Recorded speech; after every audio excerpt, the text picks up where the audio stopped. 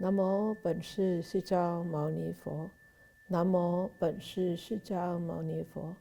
南无本师释迦牟尼佛。We pay homage to our respected teacher, Shakyamuni Buddha. Good. So, it's been a month since I last saw you, well, some of you. A lot has happened in this last month, or not a lot has happened in this last month. It depends on where you are. So it's a good thing that we are slightly going back to the normal. Slightly. It's still taking some time to return back. So for tonight chit-chat, so I don't have actually many questions. I only have one question which was sent to me way back from Laurie. So Laurie has asked such a question. She said, we as parents, educators and caregivers spend a huge amount of time focusing on building a strong sense of self and confidence in a strong personal identity in children. Then, if those children are fortunate enough to encounter the teachings and to walk on the path, they try for the rest of their lives to undo all those formative years. Which is very true.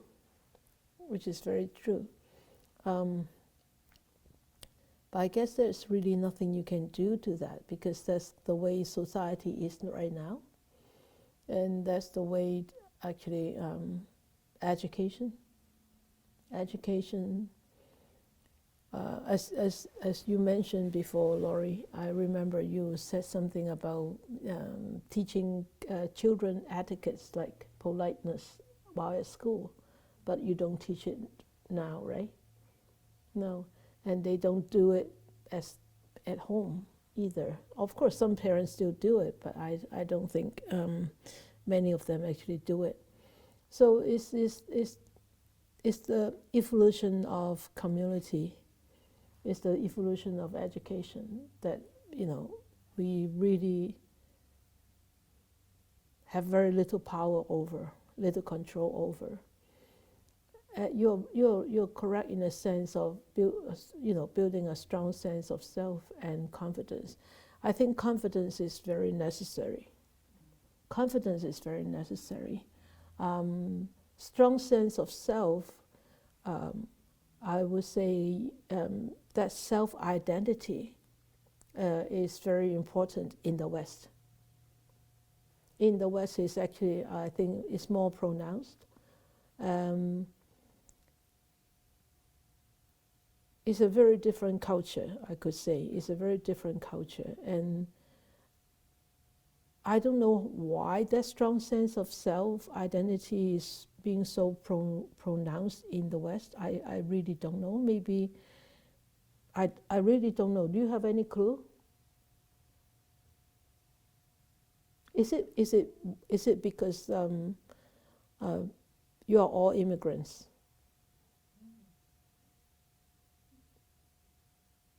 You're all, well, we are, I mean, I am an immigrant, but you are all actually, back in the old days, you are all immigrants.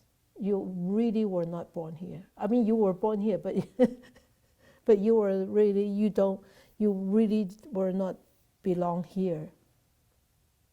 So I think in the old days, your parents or your ancestors, they really need to build up their self-identity, because why?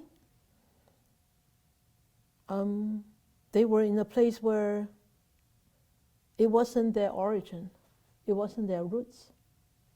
So they have to identify with this place, right? And when one's trying to identify with something, and there is a tendency of, building up a very strong sense of me and I and mine here. And especially, I think, in the West, in Canada or in North America, where most of us including me and you, are actually really immigrants, which our ancestors were not native to this place. So when we need to be successful here, we need to sort of, that's the human nature. It's really nothing wrong with your ancestors. But this human nature is, I need to be strong. I need to be stronger than everybody else. And I need to be like, I need to be so strong. That's why the I in English is capital I, always capital. And I think there's a reason behind that, is to develop the identity so that you don't present as a weak tribe or weak person, and you can actually overcome those who are natives in this place. I don't know whether I'm right, but this is how I see it. Maybe, huh? Yeah. I mean, have you ever thought of that? No, I haven't. In that aspect? No? What about anybody? Anybody? I mean, it's a chit chat tonight. So, I mean, Laurie raised up these questions, and she probably wants to hear everybody's views, and of course, including my views. And this is how I actually see it. When I was reading your question, I didn't have this coming up, but it's just that I read that question before. But when I was reading it just now, actually this came up, this whole thing of us being immigrants have to be so strong and so powerful to make sure that, those native people who they will not fight us back, and we will not be like taken down by them. I think I've always thought of it as more of an arrogance and a superiority. Yeah. But you need, arrogance and superiority. Yeah, Laurie said it's almost a sense of arrogance and superiority. Why do you need to be arrogant, and why do you need to have that sense of superiority? Because of this ego, and of the risk of being overcome. So you need to be like feeling strong, and I am more superior than you. Don't you ever try to fight me back. You can't. You won't, and you don't. Right? So I think it is a very,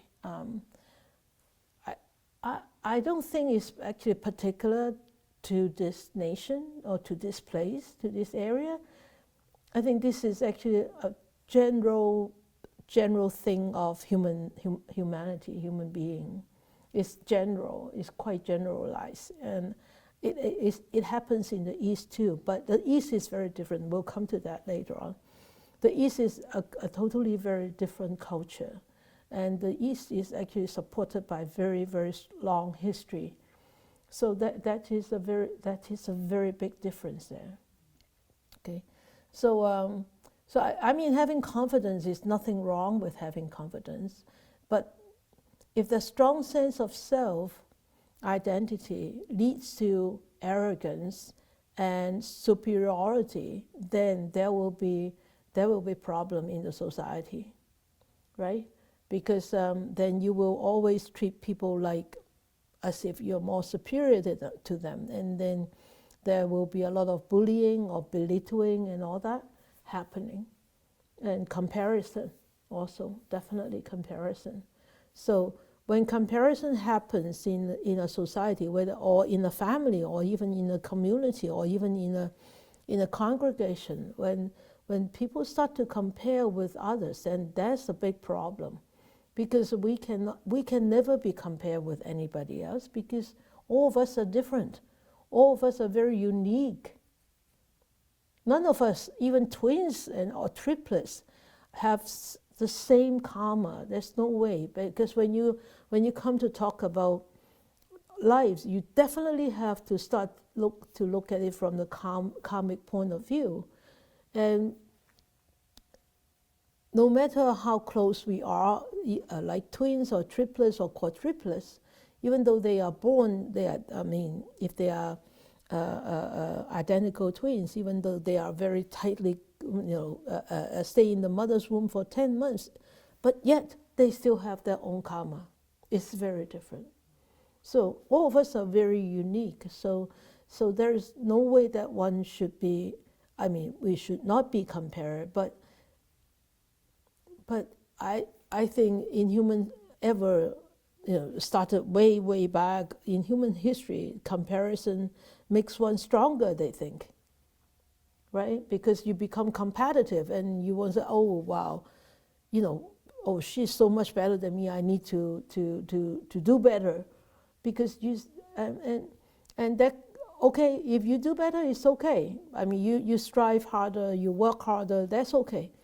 But when you start to say, oh, well, no, I have to beat them down, I have to beat her down or beat him down, I have to be like on top, then that's a totally different mentality. And that is not a healthy mentality. Competition is okay, but competition with an intention of beating people down and being the first, then that will not be okay. That is how I see it, because there's no way one can compete with others. We can compete with others, but we should not be compare ourselves with others, because we all are different. And how can you compare an apple to a pear, or a pear to a banana? We can't, and we should not. But we always do. Right? We always do. So, yeah. So, yeah, you said if those children are fortunate enough to encounter the teachings and to walk on the path, they try for the rest of their lives to undo all those formative years. Well, you think these children who will encounter the teachings are fortunate, but they don't think so. Right? They don't think so. They need it. They don't even click that what's going on? Why am I being so? Why I am building such an ego? Why I am building such? Why I am so arrogant? Why I'm so overconfident or whatever? They don't even know. People don't even know about this. And when people don't know that there is such thing and needed to be corrected or needed to be improved, or needed to be changed, how would they know that it is necessary to learn something else too, so that this one can be improved, can be corrected? They don't even know. It's your point of view, that thinking that they will be fortunate enough to encounter the teachings of the Buddha. Yes, once they encounter the teachings of the Buddha, yes, they need to untie all these knots, like what we do now. Right, keep untying, scrubbing it down, right? Because we have collected so many layers already. So keep rubbing it down, But a lot of people think that it's so nice to carry all those things around. They don't find it as a problem. So that's why a lot of practitioners, I could say, yes, they seem to be practicing, but yet they don't seem to be able to scrub down those stains, because they can't amalgamate the practice together with the way how we live our life. Practice is practice. Meditation is meditation. Living the life is different. So that means they cannot integrate that practice into daily life. Then, so practice is only a practice, and living is a living. It's different. So, but the Buddha said no. The life is a practice. The life itself is a practice, and the heart is a temple. He said, right?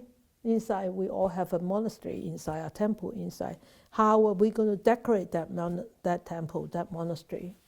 Are we going to decorate it with dirt? Are we going to decorate it with with candles and beautiful lights and everything. It depends on how we see it and how we can actually use the practice. Okay, so anybody has any insight on this?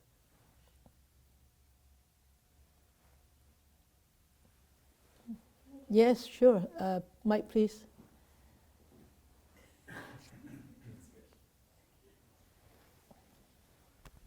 Thank you. Good evening, Sifu and everyone. I just wanted to mention, I was listening to a podcast the other day, and it talked a lot about this personal identity, strong personal identity. And it was written by a biologist, and she said exactly what you did, which is in the West, we have this theory of competition that came back from Darwin. And she said that's everywhere. It's in our education, it's in our economics. And so we're all trained, and it's in our force. We believe that, the fittest of the strongest are the ones that fitness survives. And she said, in fact, they're learning now that even in nature, in forests, trees collaborate. They don't compete. Yes. And it just completely threw out all of these theories that we've had about competition. Yes. And there's that idea now, we're at a crossroads where we're beginning to understand with the planet that if we don't collectively cooperate, that theory of competition has actually caused a lot of destruction. So it just reminded me of that. Yeah. Well, I didn't listen to the podcast, but this is how I see it. Really, yeah. Very good. Thank you. It's very wise. Yes, and I'm glad that actually there are some scientists out there having these kind of insights and seeing that is the real solution. But the most important thing is more people have to see it. That is the solution, and that is the way, right? Yeah. Just like our flood, just happened 3 weeks ago, and then, lasted for 3 weeks. It's been 3 weeks now, right? This is the 4th week, going into the 4th week. And how did we end up with such a flood, right? And because the valley used to be a lake 100 years ago. So it's called Suma's Lake. It's big lake. And so they decided to turn the lake into farmable land.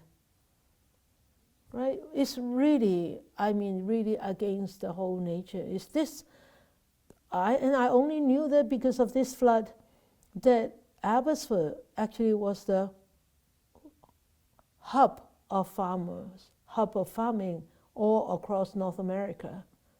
It's the most important hub, farming hub. Yeah, you don't know that, right? The most important and the most prosperous farming hub of North America, of Canada.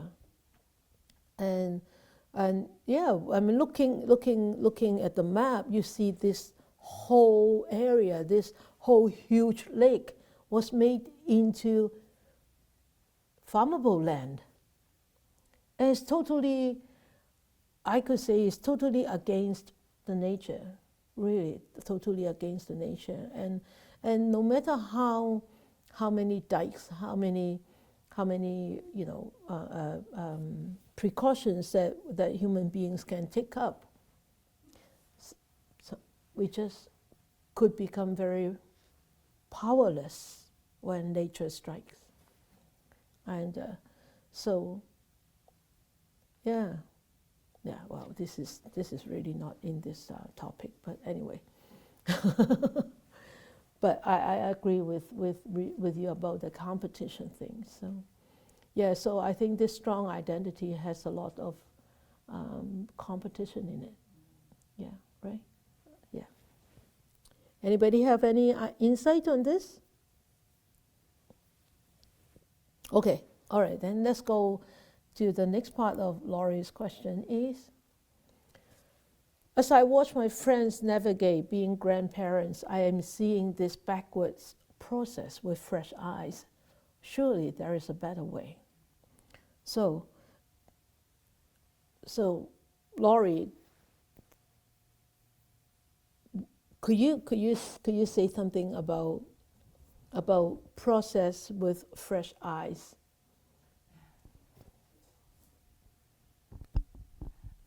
Well, it seems to me that the whole process is backwards, and I see that now. When I was teaching, I didn't see it. When I was in university and doing childhood education, I didn't see it. But I started to see it towards the end of my career and seeing how damaging it was to a lot of kids. Yes. But now that I'm here and I'm learning the Dhamma, I think, wow, we're doing this all wrong. Yeah. We need a better way. So I was just hoping you would comment on that. Okay, great. Thank you. Good. So, everybody heard that? You hear it clearly? Good. Yeah, I'm glad you as a teacher actually start to see it. Because why you start to see it with fresh eyes? Because you're not inside. You become an outsider. That's why you're not deluded. You're not. You're not covered. Your eyes are not covered. Your eyes are not blindfolded. That's why you can see it with fresh eyes.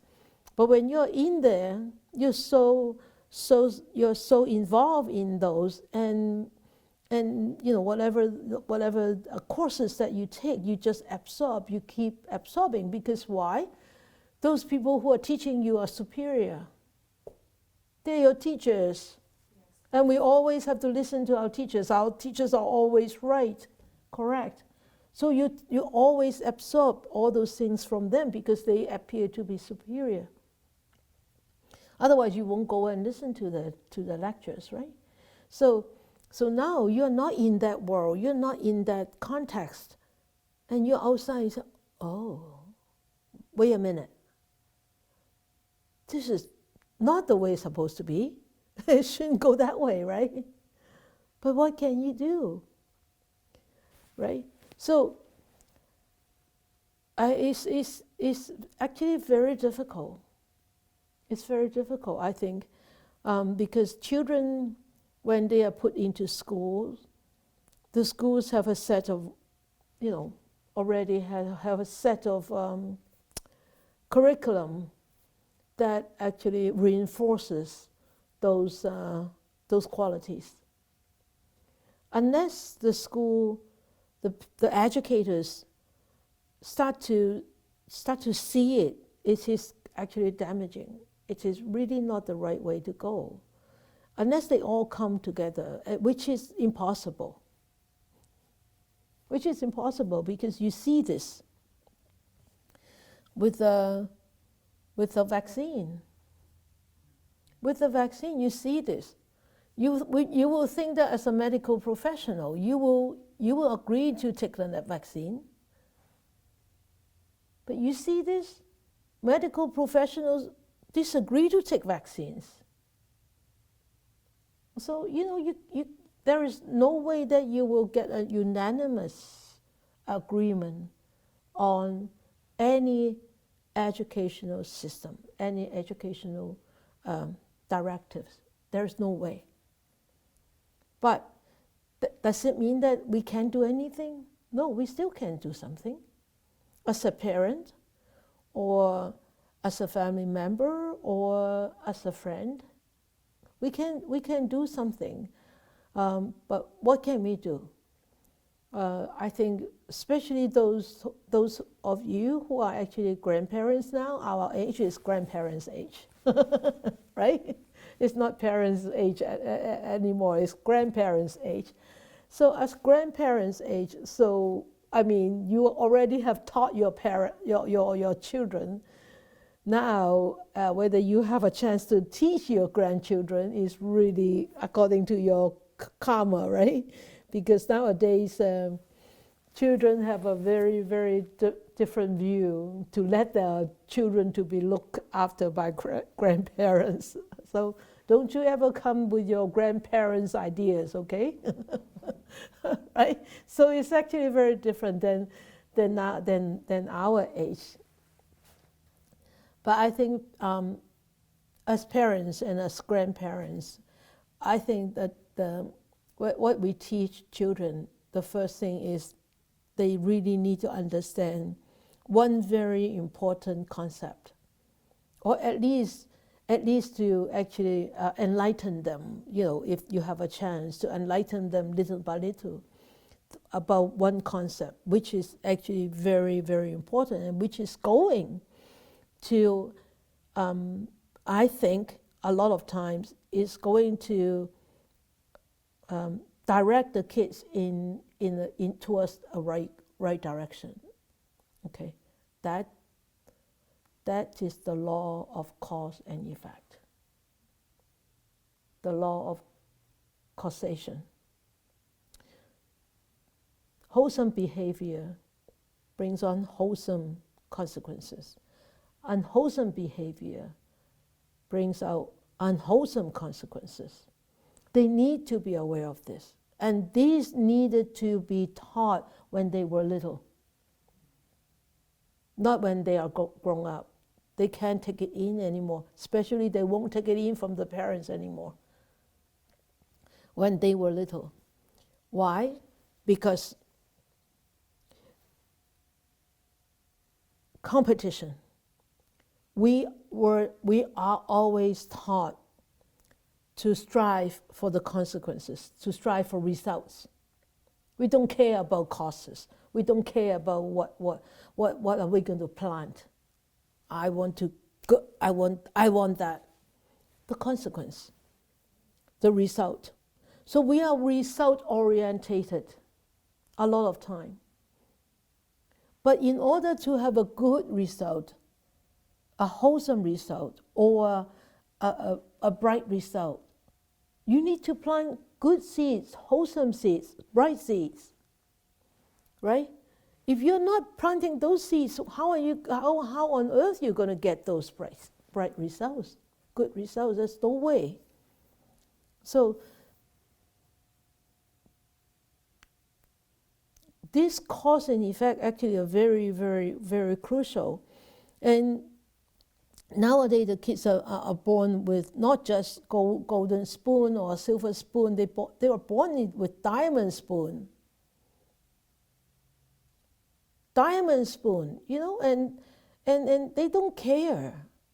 A lot of them, they don't care. And that if the parents or grandparents start to teach them, hey, what you eat now comes from seeds, come from a lot of people's efforts.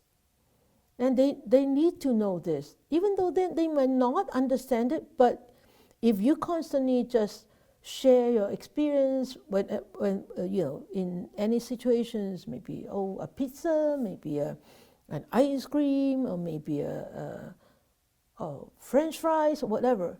You can always use those as tools to tell them there is a lot of efforts from others to bring French fries, to bring ice cream, to bring pizza on your table.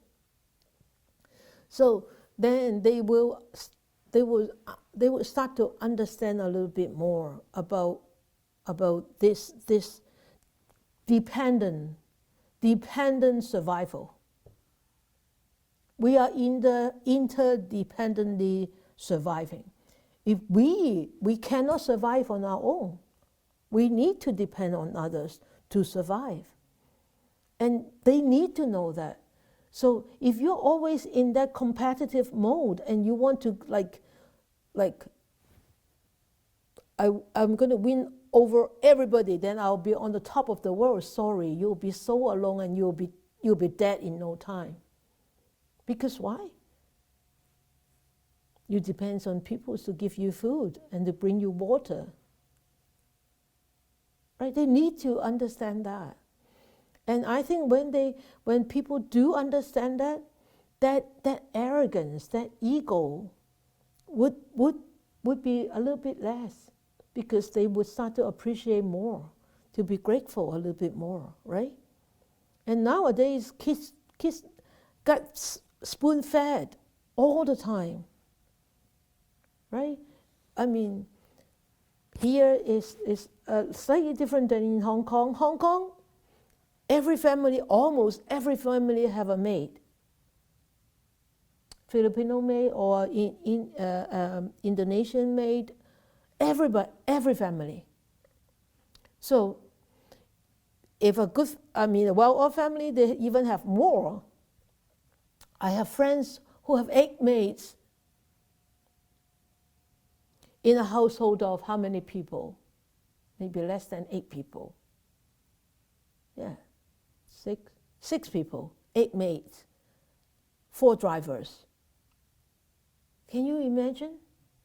Those kids go to school, they walk out of home because the maid will carry their school bag. The driver will open the door, put on their seatbelt, bring them to school. After school, they bring the school bag out, give it to the maid, and the maid will bring a school bag and bring it onto the car. So, when they eat, all the food are there. All they have is just to pick up the chopsticks. And sometimes grandma, grandpa, father, mother, or whoever will just, put food into their bowl. And all they have to do is just eat it themselves. Because they don't know. They don't know they have to depend on others. What happens if those maids disappear? What happens if the family become broke? And though they don't have maids, they don't have drivers anymore, what happens?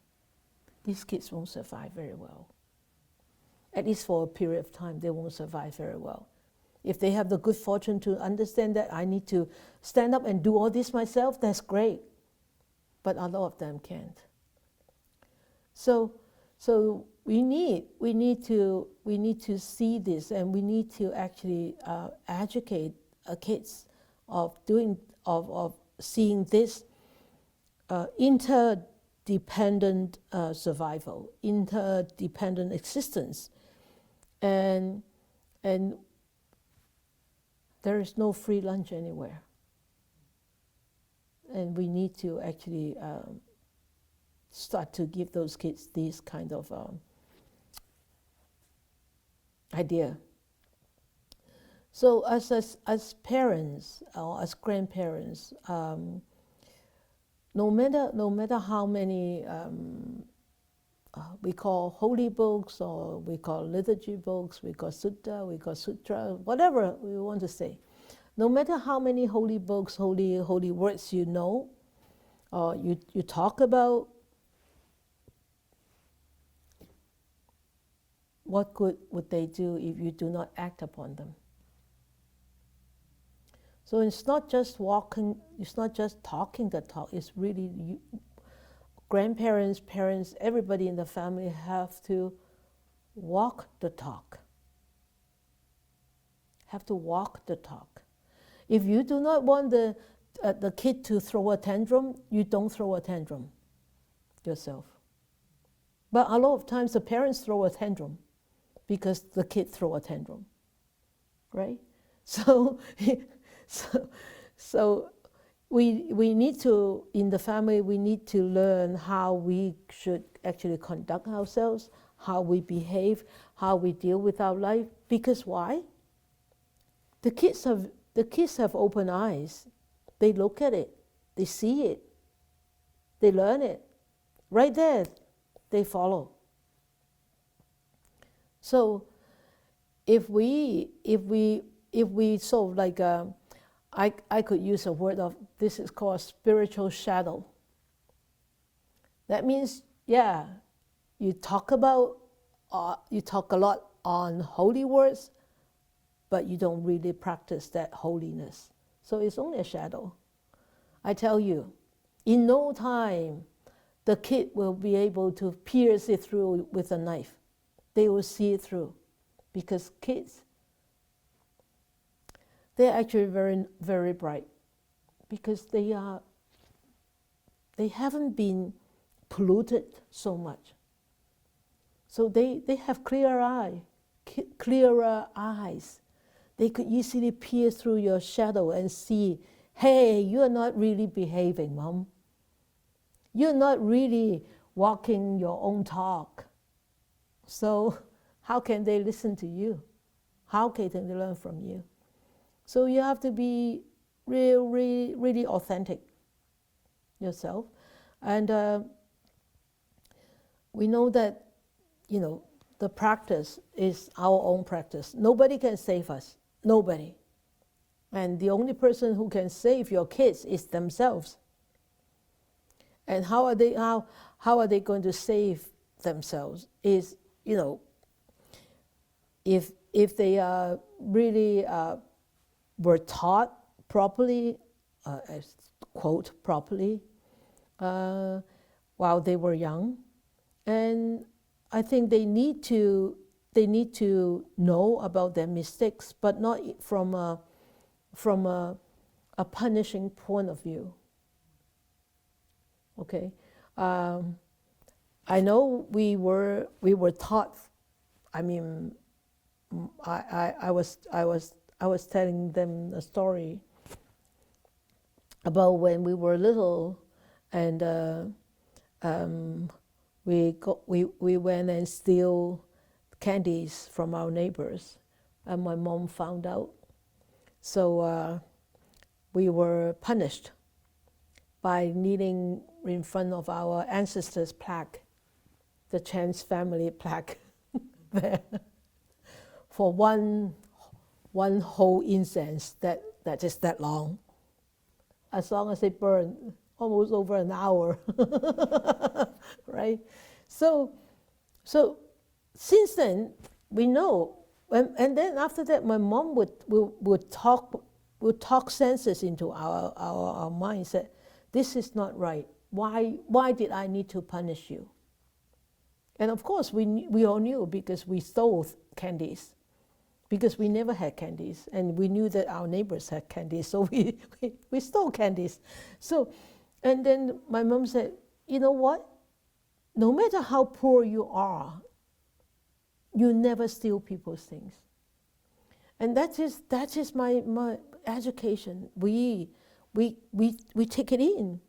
And my mom always said, no matter how poor we are, your clothes always have to be clean. No matter how many pieces you have, mended on your. You have mended my clothes, So, how many pieces of mending cloth on your clothes doesn't matter, as long as they need to be clean. They need to be clean. And that is the teaching from her. And now I'm 65, I still remember that. Why? Because she walked her talk. And she punished us not because of no reason, but because of good reason. And she talked sense into us, so we never stole again. So that is, so she had, even though at that time she wasn't a Buddhist, but yet she had this right view in her that she put through to her children. So, and also, a lot of times we need to allow children to be children, right? I mean, and that could be very hard on us, especially as parents, because parents always have expectations of their children, what they should be like. Sorry, please don't, because you need to surrender, because as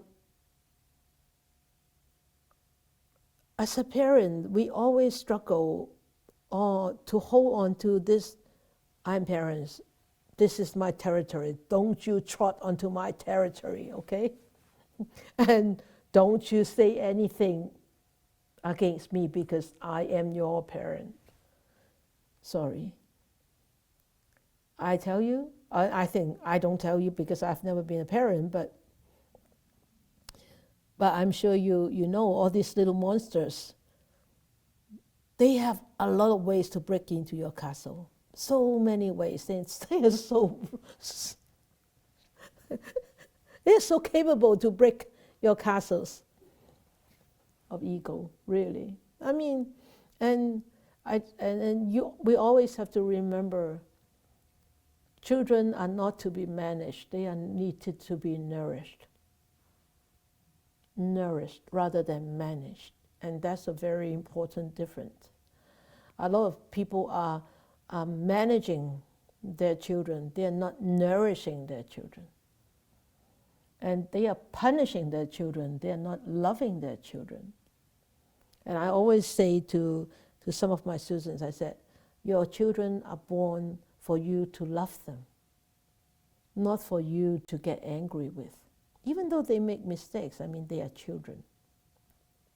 So you have to really let go of that ego as a parent, and build up this loving kindness, compassion, rather than fear, rather than any negative emotions, you know.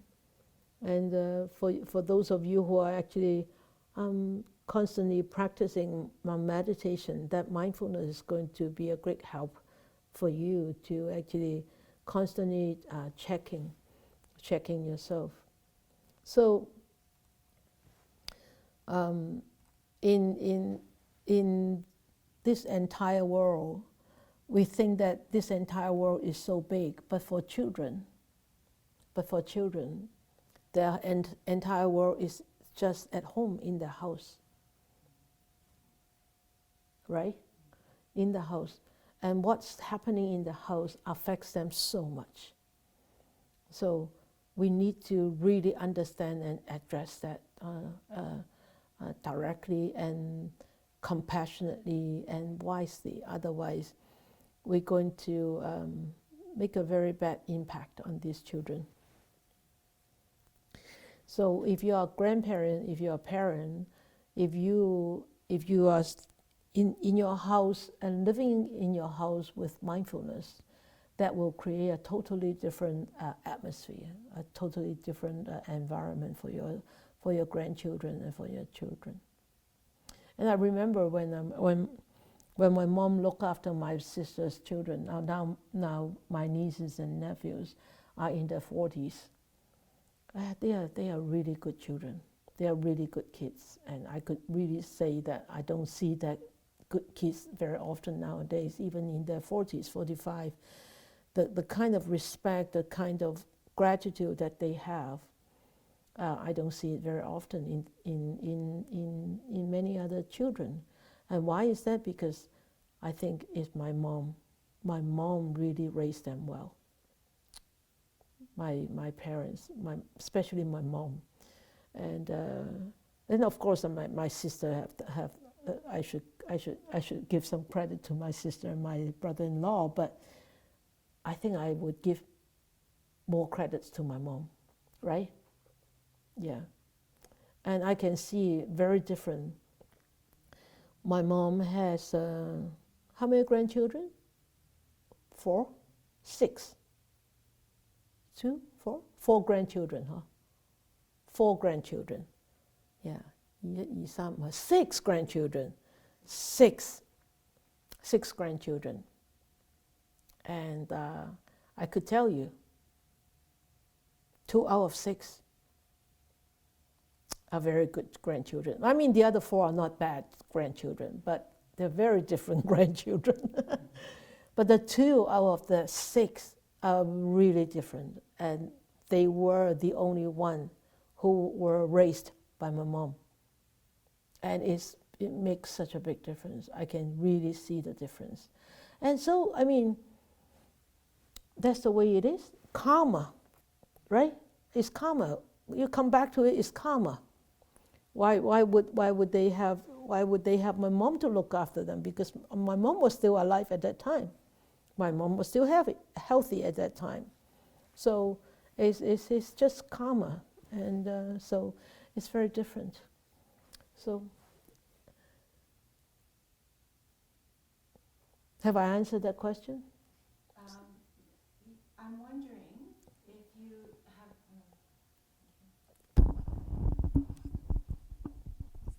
I'm wondering, Sifu, if you have any thoughts on nourishing children in a systems way, like I'm going to just say it, a Buddhist school, and in that way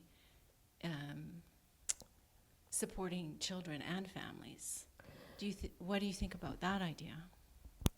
It's very difficult because you see the system the way it is already. How are you going to break the presence, the existing system? You and me together? We can't, because they are so powerful. And yet we are just little potatoes.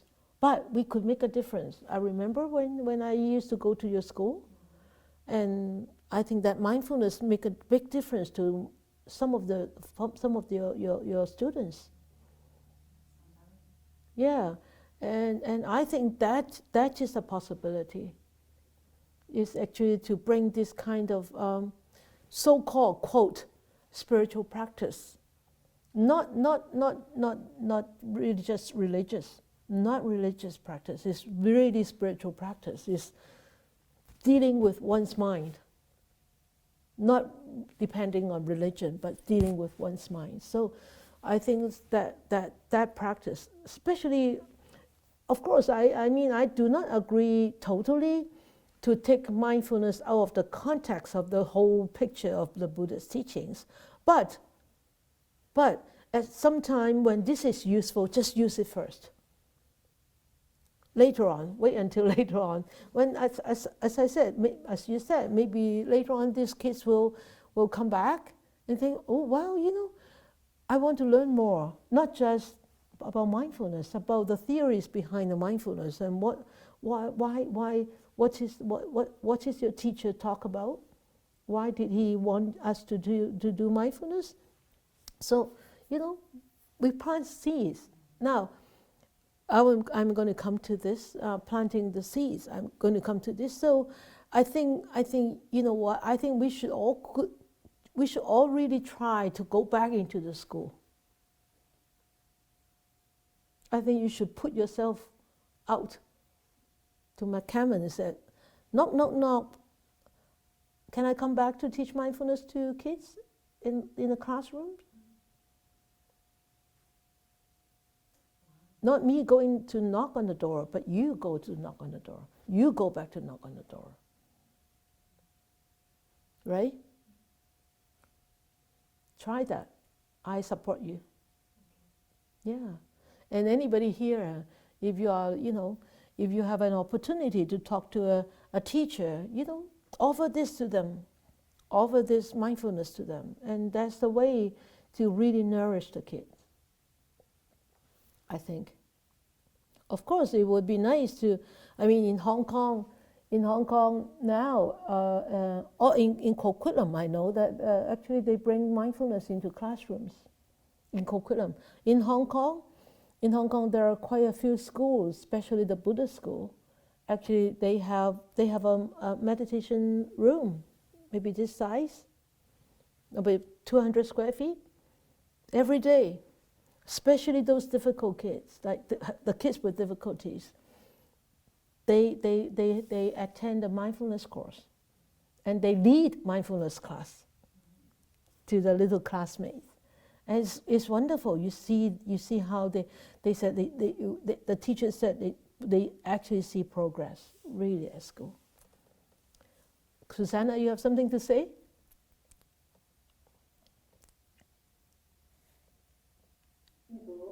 Yes, like I was going to add to that, because the other day I was talking to my daughter about my and she told me that the school, like he is in kindergarten, and she told me that the school actually put aside a few minutes every day so that the kids go in and they just sit there and there's no quiet, yeah. They just sit there quietly, because like when they come back from the playground, like after it's all crazy.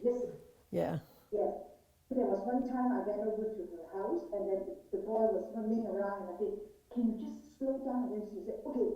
And then she sat on the stool, and then she just did a meditation pose.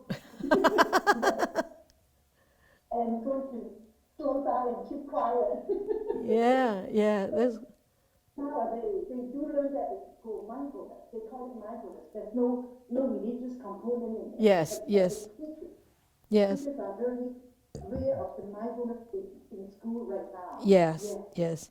I That's know. a good idea. I know it's a very Yeah. good idea, and I know Teresa from San Francisco. She told me that her grandchild is like how many months? 14 months, and took him to the doctor just lately for checkup, and the doctor gave the mother a book called "Quiet Down the Monkey Mind." 14 months, I said that's a little bit too much, but I know that they're trying to. But I know that they're trying to introduce that into those little hyperactive kids. Yeah. Yeah, like my younger daughter, she also taught her daughter, who is 2.5 now, to every time when you're mad, you just keep quiet, and then you keep breathing and breathing, and then when you finish your breathing, you think you can calm down and come talk to me. Like they do that. Even like kids, I mean I call them kids, to them it's actually adults. And they teach their kids at a very young age of keep breathing, keep quiet down, keep meditating. Yeah. So Yeah. so with this 4 months is how they start now. Yeah. Good. Yeah. Good. So yeah, there is a hope. Okay. All right. So. All right. The next one. So, do parents from predominantly Buddhist countries raise their children differently? Could you comment on this? So, predominantly Buddhist countries. So, Tisa and Mali comes from Sri Lanka and is predominantly Buddhist. So, do you have any comment on this, Mali? This is such an interesting topic. Hi, thank you, Sifu. Yes. Nice to see you. Yes. So I quite like what you said about nourishing the kids and not trying to manage them. That's quite, I mean, it tells everything that I think we need to know.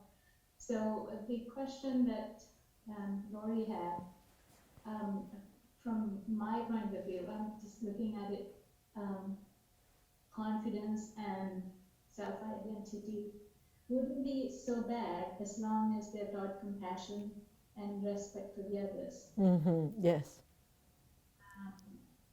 Because then there's a balance, because we can't make it perfect, in a child. Right.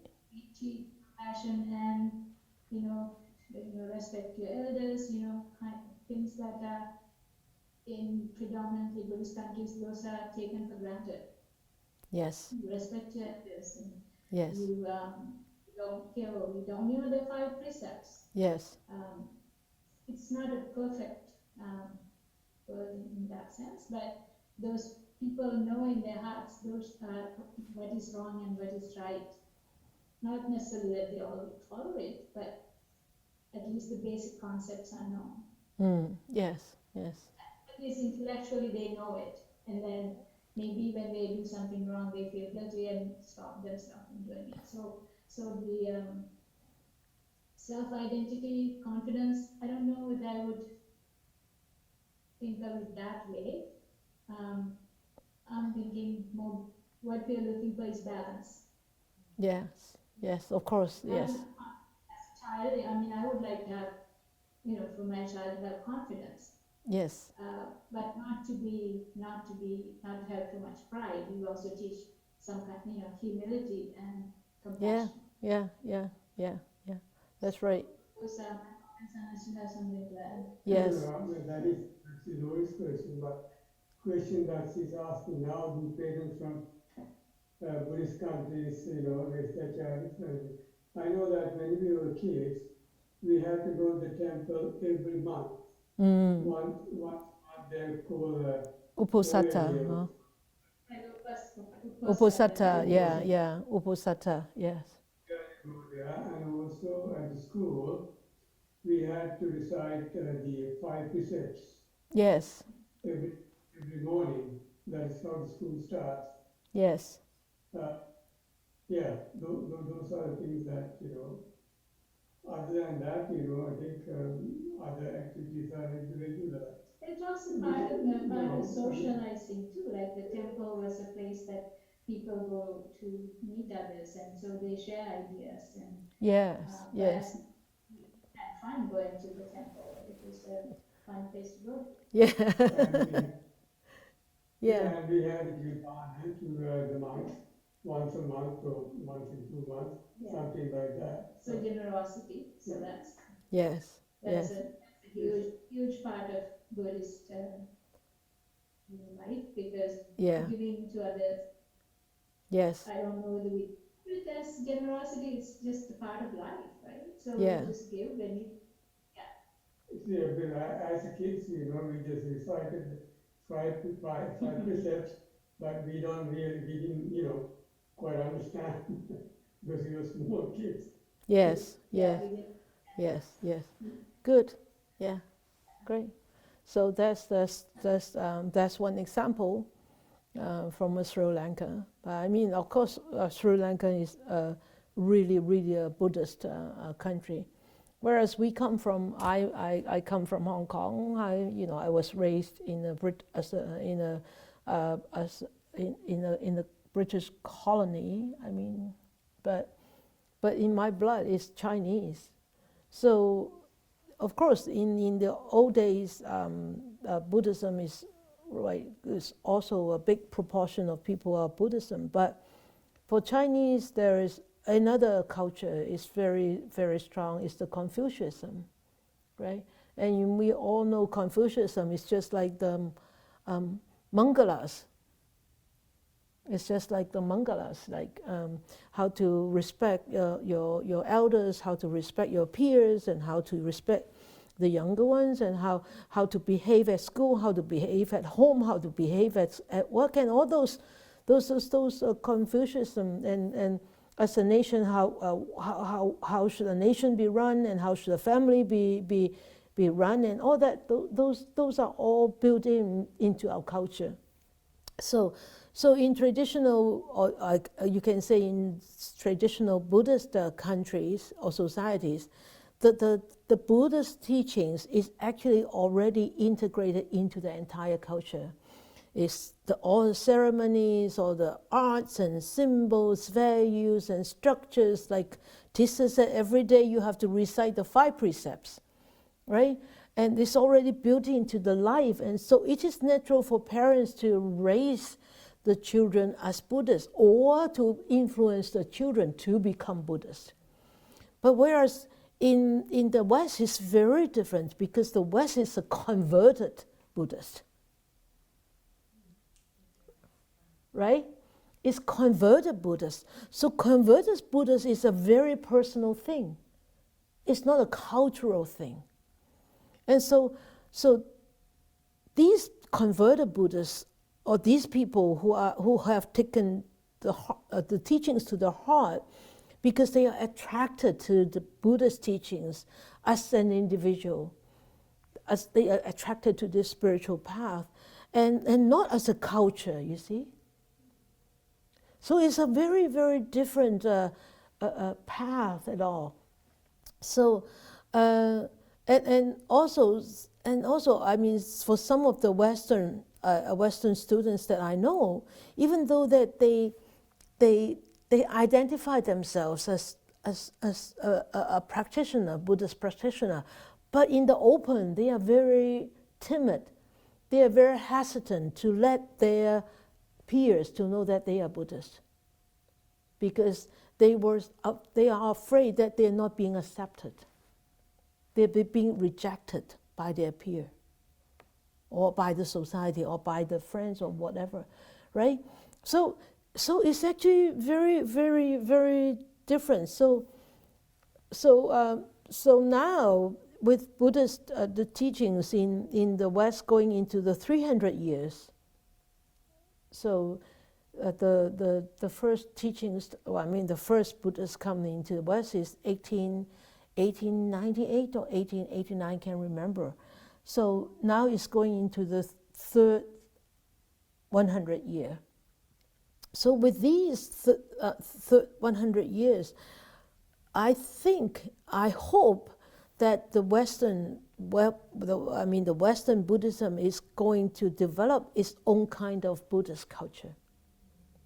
Hopefully, maybe we may not be able to see it in our life, but hopefully in the future generations, hopefully they will develop a new sort of a Western culture. But there is a very strong danger in that too. I started seeing that because first, as you have heard about me saying that before, householder calling themselves Sangha, and householder being ordained as minister, Buddhist minister, and it's never meant to be like that at Buddha's time. And so that could be, I don't know, I don't want to comment, but that could be a potential danger. A potential danger. Because in order for the authentic Buddhist teachings to flourish, the Buddha established Sangha, monastic Sangha. And only with monastic Sangha, abiding by all the precepts, abiding by celibacy, and would the pure Dhamma able to flourish. But with householder Sangha, you cannot stop householder from getting married or falling in love or whatever. I mean, look at some of the householder teachers, or they call ministers, are still, not vegetarian, are still drinking wine, are still, these, I mean.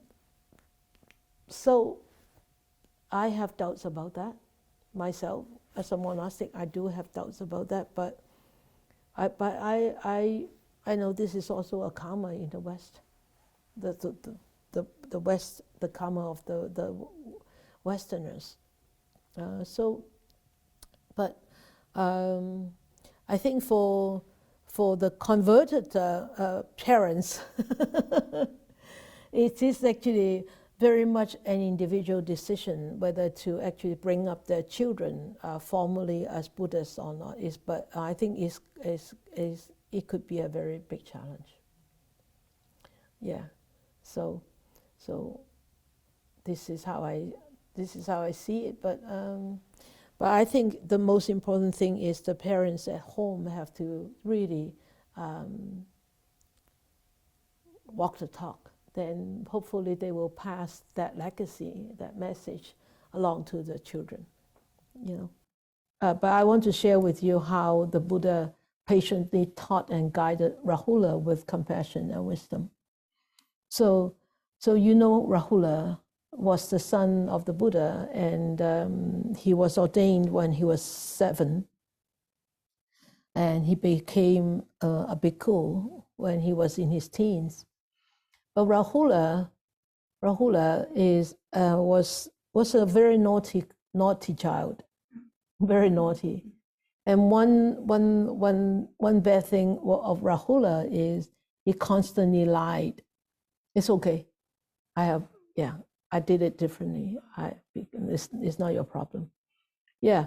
So sometimes when people come to ask Rahula, where is the Buddha? And and Buddha actually was in his own place, and Rahula would say, "Oh, Buddha has gone out."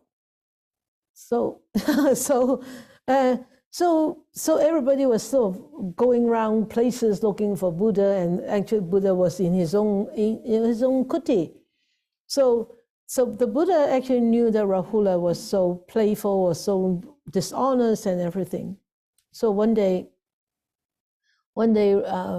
the Buddha came back from alms, and Rahula brought the water and washed the Buddha's feet, right? So that's a tradition. So after the Buddha washed the feet, and then the Buddha said to Rahula, drink this filthy water. Drink this water. Rahula said, how can I drink this water? This is filthy. And we should not drink this water. So then the Buddha said to Rahula, Rahula, your words are just like a bowl of filthy water because they are not honest.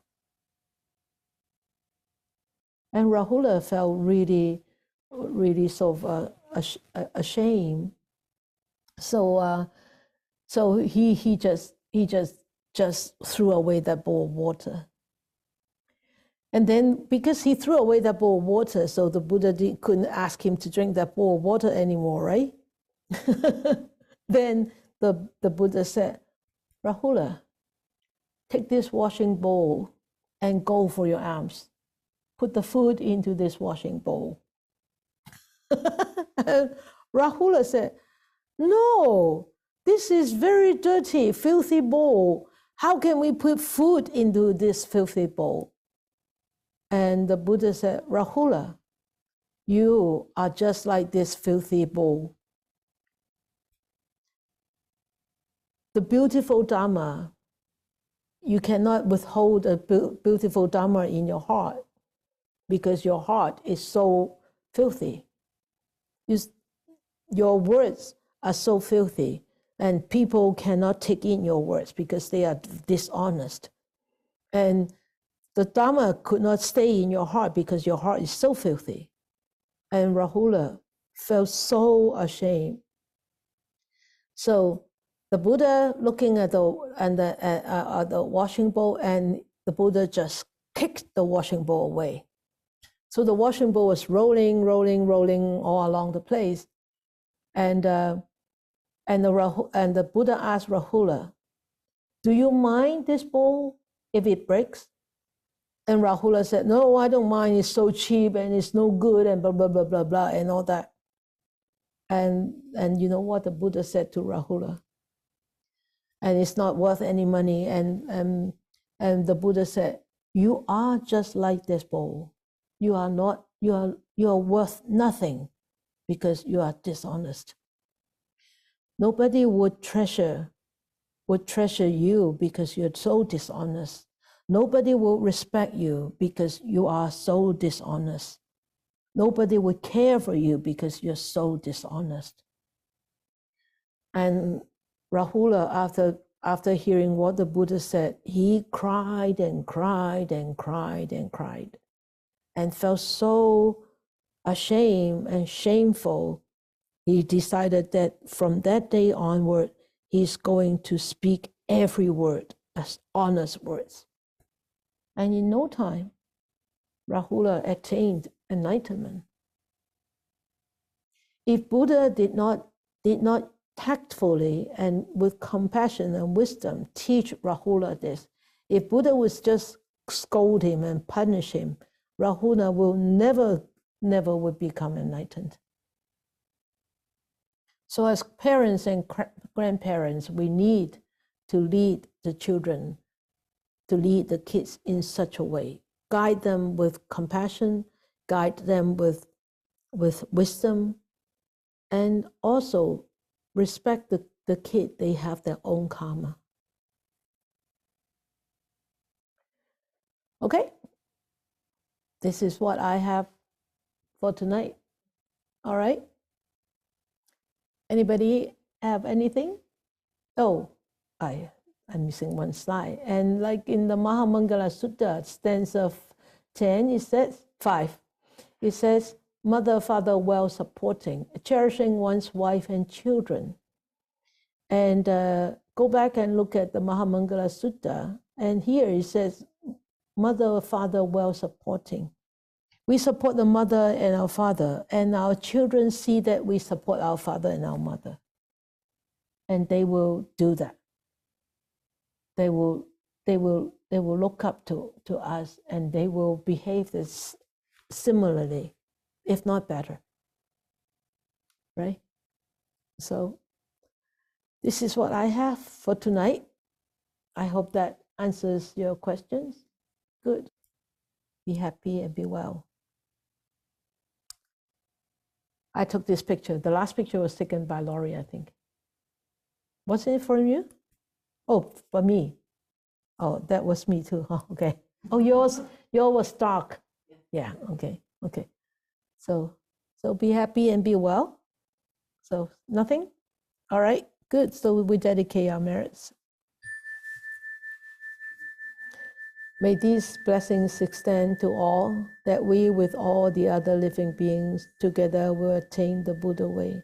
May more and more people will encounter the wise words of the Buddha, study them, understand them, and practice them, and help themselves to free themselves from all the entanglements and be truly happy and free. May you all have a good holidays and keep well and be safe.